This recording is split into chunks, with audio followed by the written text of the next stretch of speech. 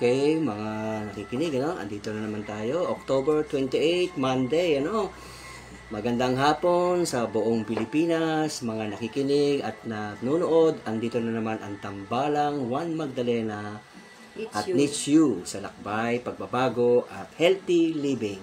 Oras natin ay alas 4:04. Palagayan po makinig sa Rektampo na online news live on YouTube at Facebook sa pamumuno ni Roger Brown, ang ating founder.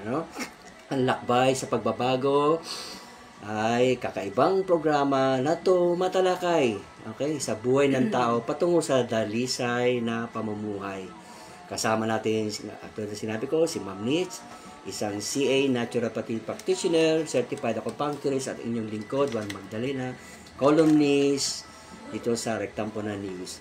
Ang lakbay sa pagbabago at healthy living ay handog ng Yogis Farm at Kirtambay Group na nag-sponsor ng aming outreach feeding and wellness program. Salamat kay Jay at sa 4 years veteran at dito rin kay Sir Tony. Ayan, Romy Maricet. Sir Tony, salamat Tony po. Tony. Okay, may babatiin ka pa, partner? Of course naman, thanks God kasi yung anniversary namin sa PAAY ay nakaraos at successful. PAAY may board. Palakpakan natin yan. Yes, Doc Web President. Oo. Doc Hector and si Doc Romy, yes. Noong October 26, tsaka si Ma'am Letty dyan. Kami kasama sa namin sa...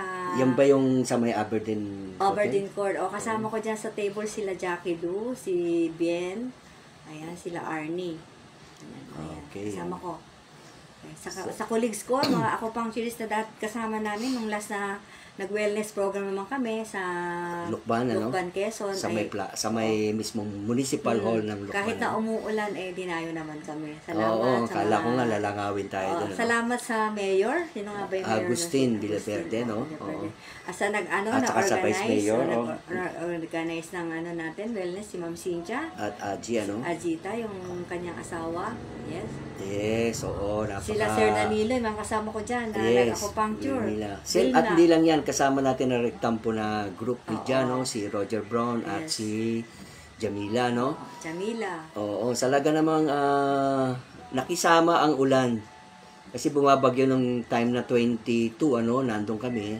Siyempre natulog na kami ron, pero nung 23, sabi nga, dasal tayo kasi baka i-announce na walang pasok. Actually, walang pasok, pero nagpuntahan pa rin ang mga tao. Kasi walang pasok, pahinga sila. So, ang ginawa nila, nagpa-treatment sa atin. Kasi, naman itong panahon, hindi naman umulan na malakas, Umulan gabi. Oo, at nakauwi naman kami nung kay nabukasan.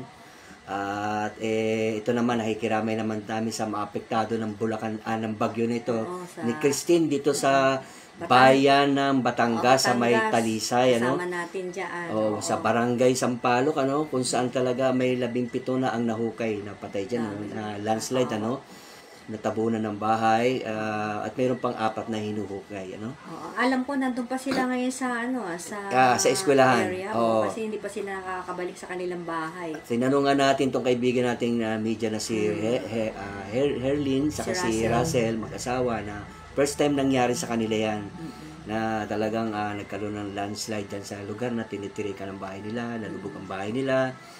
Nakakalungkot man ang nangyari yan, hindi nila expected dyan, isang bangungot nga para sa kanila. Pero ang mga LGU naman at mga governor ay yung mga lalo na yung tumatakbo, palakpakan naman natin at siya dumalo naman pala. Okay, palakpakan natin yan.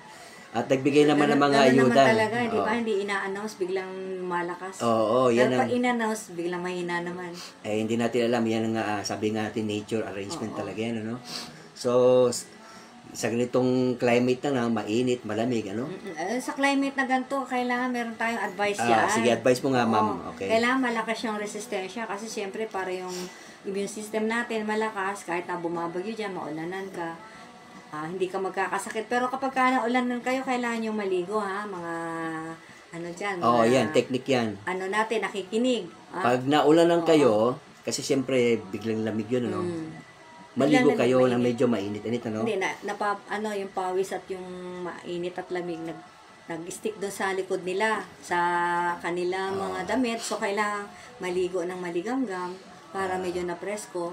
At wag wag kalimutang uminom ng vitamin C. Kung wala kayong vitamin C, edi yung mga na lang, katulad ng mga bayabas, kamatis, yan, mga matataas na vitamin C yan. At saka, vitamin D3, 10,000 IU. O tsaka yung vitamin C, kailan pala 3,000 milligrams, partner. Yeah, mga nakikinig, vitamin C. Ngayong iba na naman ang climate, taglamig ngayon, no? Tsaka mag-yogurt din kayo, no? Yogurt, kombucha, Yakult, kombucha, no? Pwede rin naman mag-kombucha kayo, non-caffeine yung gamitin nyo instead na Lipton, no?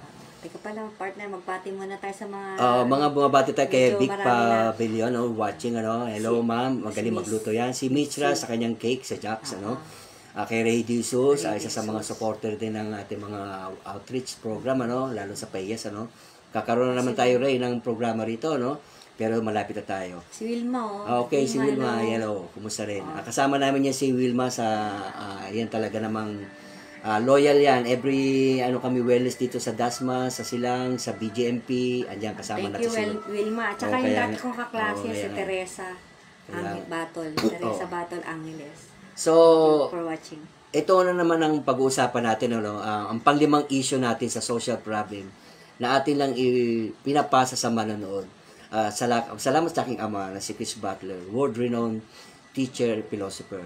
So, ang pag-uusapan natin ngayon dito ay false identity equals bad economy. Maling pananaw sa sarili.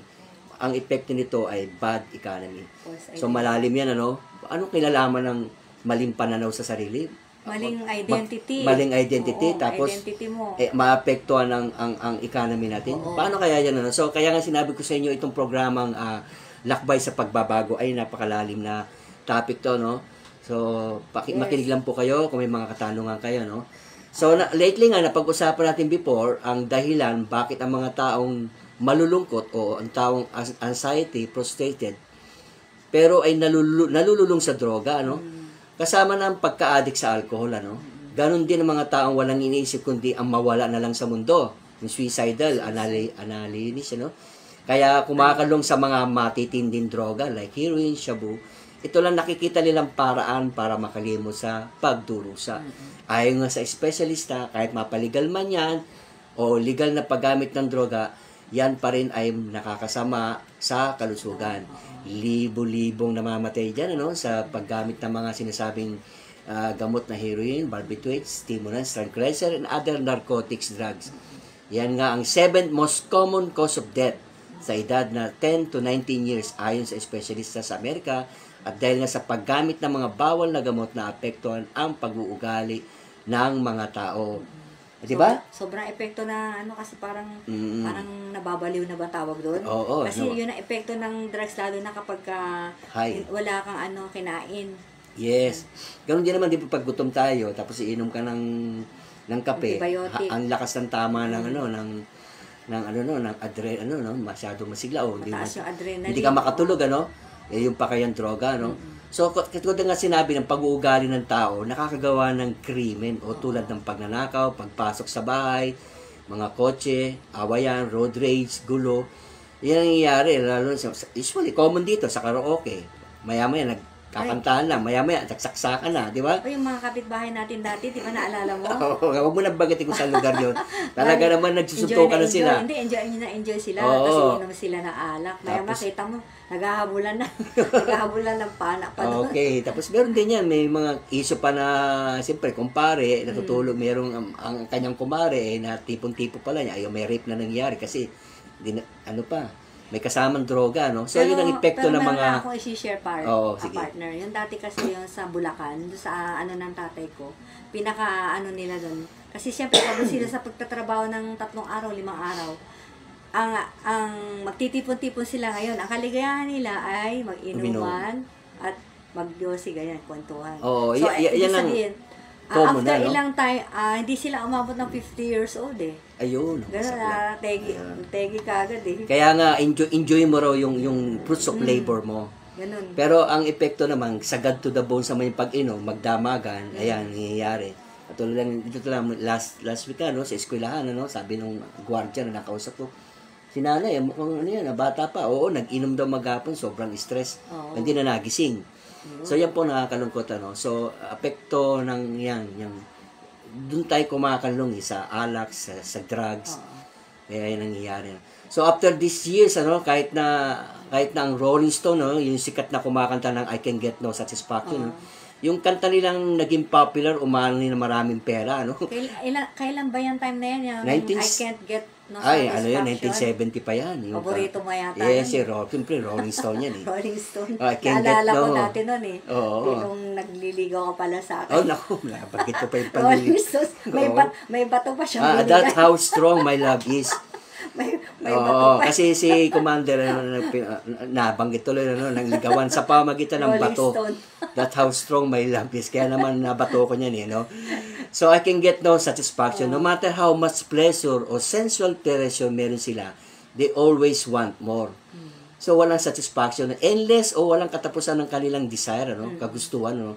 Kahit meron na sila, for example, yung mayayaman, do you think kontento na sila? Oo, naku. Diba? Mas lalong maraming stress ang mayayaman eh. Kaya Kasi nga, bakit? oo nga. Ayaw nila mabawasan o Yes, yung ang sinabi yaman natin, nila. anxiety, ano, four kinds of anxiety, ano, Anxiety sila dyan. na magkaroon, anxiety pag naando na, anxiety na pag nawala na. So, yan ang nakakalungkot sa yung ating desire, napaka-endless, ano. So, dapat, Endless, oo. kaya nga sinabi ni Schumacher na dito, sa kanyang libro na, small is beautiful, Yeah. ano. Maliit pero maganda. Yes. Ibig sabihin, Sino- parang malalim yung partner. Oo, kaya nga, Schumacher kasi great economist yan, napakahusay niya, napaka-wisdom yung taong yan, maraming alam sa wisdom, ano. So, sinasabi niya na hindi rin kahit mag-positive thinking ka, kung ang resources sa mundo natin ay limitado, malabo ka pa rin ma-enjoy to the fullest yung kagusto. Merong katapusan. Limit. Nauubos din, may limit. Yan ang sinabi ni Schumacher, no.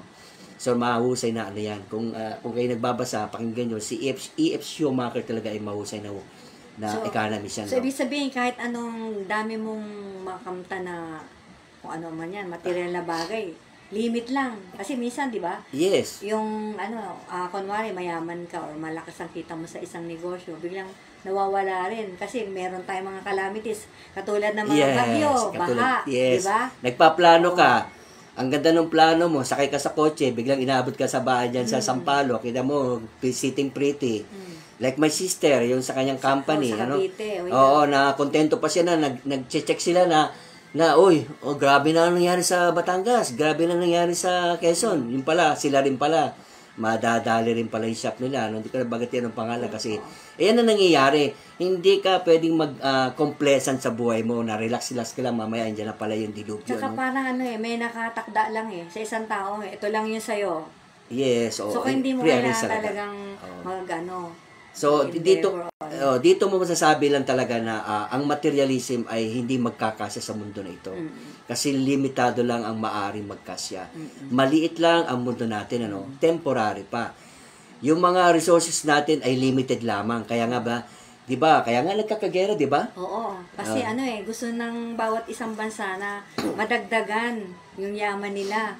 At maibalita yung power, sila ay powerful. Kaya nga, yung diba? Resources nila, no?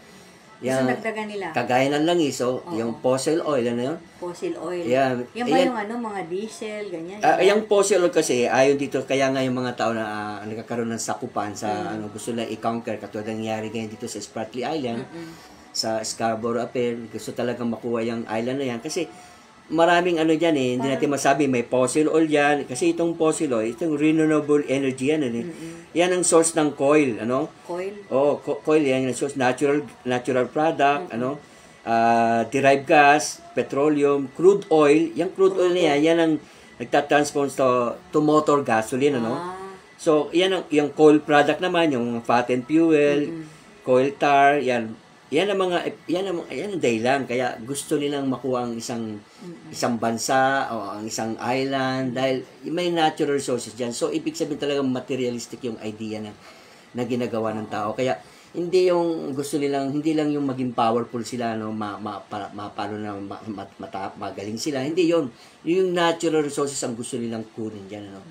So kaya nagkakaroon ng mga gera, nagkakaroon ng mga sakupin ng bansa, tapos Parang negosyo din yata yung gera, di ba, partner? Siyempre, oo. Power, ano yan eh. Bakit Power, kasi negosyo? Kasi bebenta sila ng drug. Ng bala, baril. Bala, baril. Oo. Tsaka yung mga nuclear. Yes. Oh, yan. Sa negosyo Nuclear. ng gera kasi nakakabenta sila mga ginagamit na mga nuclear plant. weapon. Naglalagay sila ng mga nuclear plant Yes. para lumakas sila. Pero hindi nila alam, di ba? Yeah. So kaya yung nuclear weapon yan, nasa Middle East usually nag-start. Oo. Nag-aawayan nga nila dito yung mga fossil na tinatawag.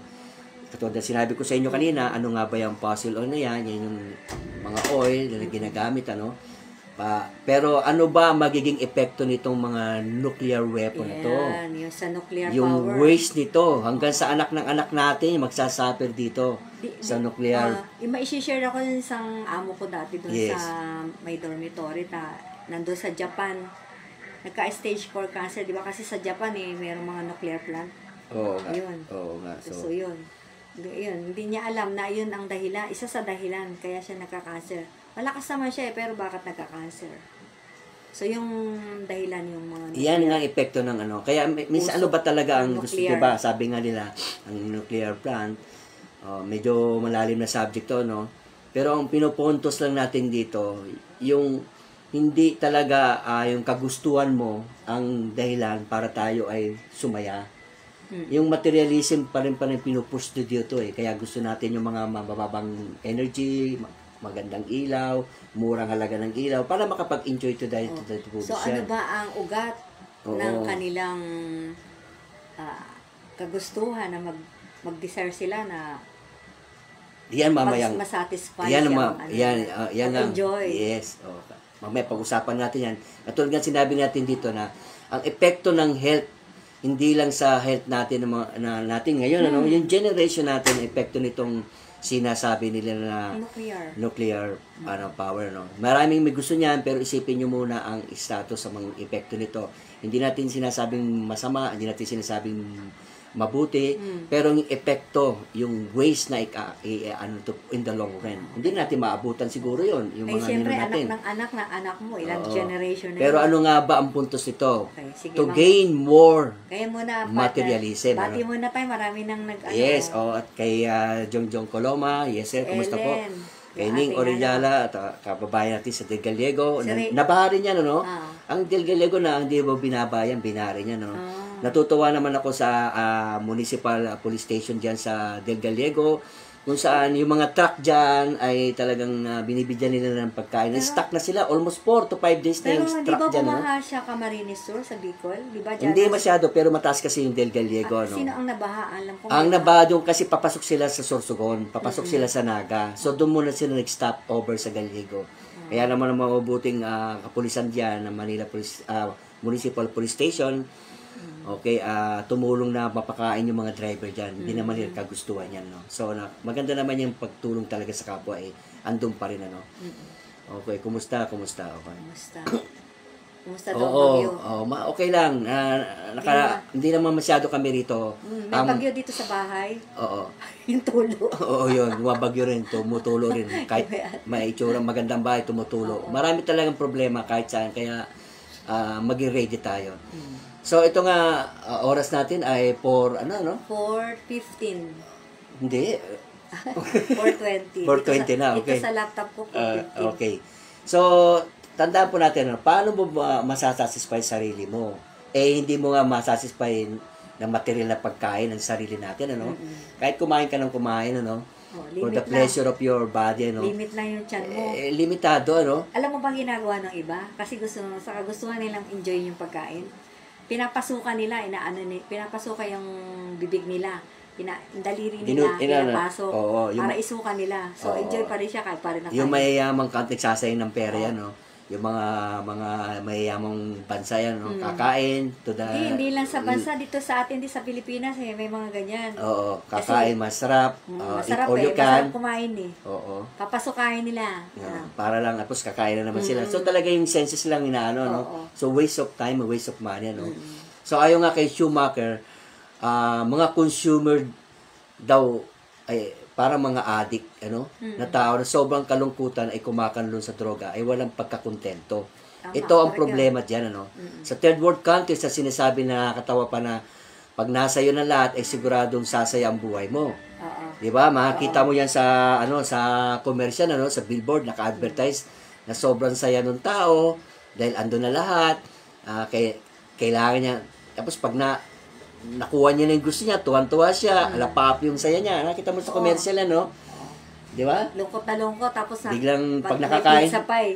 Oo, huwag mo nang bigyan ito ng pangalan ng pie, Hindi, wala. Oo, ika nga pag kumain ng gano'n, kala na ando na yung happiness, kala na forever na yon. So, lahat talaga ay may limitasyon, So, misleading talaga ang ginagawa sa atin, maling paniniwala na ang material na bagay ay magpapasaya sa iyo to the max.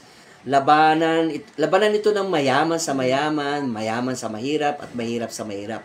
Kung tutuusin napakababaw nga ng pananaw ng tao dito, nakatuon lang sa material, na pag-i-enjoy, katulad ng sinabi mo kanina, kumakain, tapos iluluwa lamang, para na mag-enjoy. Pero kung tutusin mo, anong ginagawa nila? Napakababaw, nagsasayang sila ng pera. Mag-iinom maghapon, tapos kinabukasan, mayroon silang sakit ang ulo nila. Di ba napakababaw ng ginagawa nila? Kasi linggo-linggo, tapos di pa rin sila masaya, tapos magtatrabaho ng 5 times a week o 6 times a week, overtime pa, tapos sa gabi, iinom, magdamag, walang tulugan. Hindi nila alam, siyempre napagod yung baka hindi ka na magising or whatever. So, napakababaw nung status nung ginagawa nilang enjoyment. So, nakatuon lang sa material na pag-enjoy. So, kailangan talaga yung identity at malaman natin, Yan ang may kailangan na may spiritual na pangailangan. Yan, ayon yan kay Schumacher na nagpalaganap ng katahimikan at wisdom. Sinabi niya na si Mahatma Gandhi has given the answer. There must be a recognition of the existence of the soul apart from the body, of its permanent nature, and this recognition must amount to a living faith. So, sinasabi nga ni Mahatma Gandhi na dapat malaman natin na ang spiritual na kailangan natin ay hiwalay doon sa pangangailangan ng katawan natin. Kasi dapat alam nila kung ano ba yung katawan nila. Akala kasi nila material Siyempre, material din yung gusto nilang ipakain. Kakain nila, material din yung mga bagay-bagay. Pero ang ikaw ay hindi ikaw ang katawan. Yes. Ikaw ang spirit soul na nandiyan sa loob ng katawan. Yeah, dapat malaman ng tao na ang existence nila talaga as a spirit soul need spiritual na food, spiritual na gawain. Yun ang magbibigay sa kanila ng kaligayahan tinatamang talagang kadisar-disar nila. Kaya nga useless talaga yung gagawin nila na mag-enjoy to the fullest, tapos i-waste yung material nature, i-waste yung mga oil, i-waste yung mga bagay na talagang to the fullest, uubusin nila yan. Di ba? Pero kung tutusin mo, sabi nga ni Schumacher, bakit hindi nila mabitawan yung magarang kotse, which is pwede naman maglakad, pwede naman magbisikleta, pwede naman mag-commute lang. Kasi nga sumasaya sila doon, di ba? Kaya lang ang dami nilang binibiling kotse. Ang dami nilang binibili mga gasangkapan. Pero iisa lang naman ang mata nila, iisa lang naman sila, isa kamay nila, So, yan nga nakakalungkot yan, Kaya sabi nga ni Mahatma, there must be a recognition to a living faith. And the last resort, non-violence does not avail to those possess a living faith in the God of the love of soul. Ibig sabihin, yung pagiging tao nila, yung pagiging alam nila yung identity nila, maiiwasan nila yung maiiwasan nila yung maging violente. Di ba? Maiiwasan nila. Intindihin nila yung kung sino ba sila talaga. Mayroon silang sinasabing na mayroon silang paniniwala na may Diyos talaga na nagmamahal sa atin, nag-take care everything. Yung pangangailangan natin, ibibigay niya talaga. Hindi mo kailangan mag-endeavor o hindi mo kailangan mag-aksaya, We are not the body, we are spirit soul. So any so-called material enjoyment can't satisfy us. We need spiritual food. Okay? So dagdag wisdom dito ayon kay E.F. Schumacher na insight of wisdom lang to Yung wisdom kasi enable us to see the holiness and fundamental unsatisfactory of a life, devoted primarily to the pursuit of material and to the neglect of the spiritual. So yung katulad nga sinasabi ko sa inyo, pag meron kang wisdom, hindi mo napapansinin yung mga mabababaw na trip sa buhay, yung mag-inom to the max. Iba ng goal mo pag mayroon kang tapos karunungan. yung sinasabi mo, Wisdom. kumakain, na walang katutunan, manulog, kailangan pa na napakalaking TV, pero sasakit na lang mata nila, cellphone nila, yung talagang iPad pa, yung high-tech. So, to the fullest talaga yung ginagawa nila. Maging simple, napakababaw daw ng ganong pag-iisip, ano, na ano lamang, na-aksaya lamang yung resources, yung resources, yung Time. mga, di ba, yung energy, na-aksaya lamang. Yung time din. Kaya minsan marami nagugutom na tao dahil nga, kakainin nila, yung mayaman, yung absorb na niya lahat ng energy, hindi na siya magtitira eh. Kaya ngayon, yan ang nakakalungkot yan. So, next topic natin, na pag-usapan natin talaga na effect niyang, yung social problem na yan na nangyayari ngayon sa mundo, yung mga crime na yan nangyayari dahil nga sa sobrang materialistic ng isang tao, nakakalimutan nila na kahit anong pag-i-enjoy nila sa katawan nila, hindi ka pa rin mag-i-enjoy. Kahit basagin mo pa. Hindi masasatisfy. Kahit gasgasin mo pa ng droga yan, gasgasin mo ng alak yan, magpunta ka sa beer house, magbabad ka dyan, di ba? Magparty ka maghapon, pag uwi mo, tulala ka pa rin. May hinahanap ka pa rin. Kasi nga, ang pinasaya mo lang yung katawan. Hindi nga sumasaya ang katawan kasi hindi naman tayo ang katawan. Yes. Remember. Bati muna tayo, partner, Okay. Si Joseph o si Erap. Hello, Erap. Okay. Kumusta, sir, ano? Ikot-ikot lang, ano? Yes. Kay Fernando Hota, isang kasama nating media sa Parañaque, club, ano? Yes, oo. Bati natin yung kanyang doktora na sa Pasay, ano? Yes, thank you, Fernando Hota. So, kumare natin. Yes, si Ella, no? Ella, hello, Ella. Yes, isang patient natin, na-treat, sa using alternative method lang, ano? Kaya napag-uusapan natin yan, no? Ako, inubukan na. Yeah. Actually, na-aksidente po ako nung ako nagpunta sa Lukban, ano? Nakaiwas man ako sa Baguio, sa Baguio, sa Baguio. Na-aksidente pa rin tayo. So, hindi natin talaga masabi ang mangyayari sa buhay natin, ano? We cannot, wala tayong vision dyan, ano? Ganon din to kasama namin si Erlyn sa Talisa. Hindi nila alam yan, natutulog lang sila. Biglang nakita nila ang lakasan ng ulan. Actually, gusto nga nilang pumunta sa Baguio para mag-stay na doon, pero hindi na sila maabutan pa nila. Bagyong pala ang abutin nila sa Talisa, ano? Nakakalungkot ang nangyari sa mga tao doon na nawalan talaga na nakikiramay tayo. Pero talagang yan ay tadhana, talagang hindi natin masabi ang kalikasan ay talagang matindi na ngayon. So, kailangan talaga ingat tayo. Okay, ano? Okay po.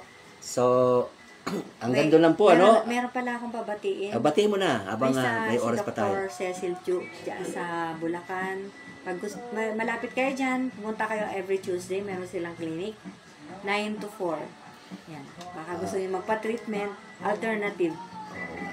Libre lang. Kaya nga. Kaya nga yung oras talaga ay wag natin aksayahin, di ba?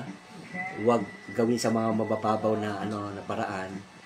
Humanap tayo ng wisdom para tayo ay maka-recover. Lalo ngayon, tandaan natin, dumarating yung ulan, dumarating yung araw, hindi tayo dapat na nagpapa-apekto. Kung ano man yung nangyaring dilubyo sa buhay natin, tanggapin natin, magdasal na lang tayo, at talagang mangyayari yan. Pero kung hindi kayo makamove on, magkakaproblema rin kayo sa health niya, ano? Tama? Natural. Kasi, siyempre, malakas ang epekto ng emotions. Yes, yeah. Anyway, may pinapasabati si Oo nga. Rota. Yun nga, yung doktora ng bayan. Okay. So, ganun, hanggang dito lang po. Maiksi lang ang oras talaga natin kasi sa susunod na topic naman natin ay ang root cause of crime. Bakit dumadami ang mga krimen sa Pilipinas, hindi lang sa Pilipinas, sa buong daigdig. Okay. Maraming salamat po. Thank you, ang inyong pong everyone. lingkod, Juan Magdalena at Nisyu. Haribol. sa lakbay sa pagbabago. Namaste, Haribol, everyone. Namaste.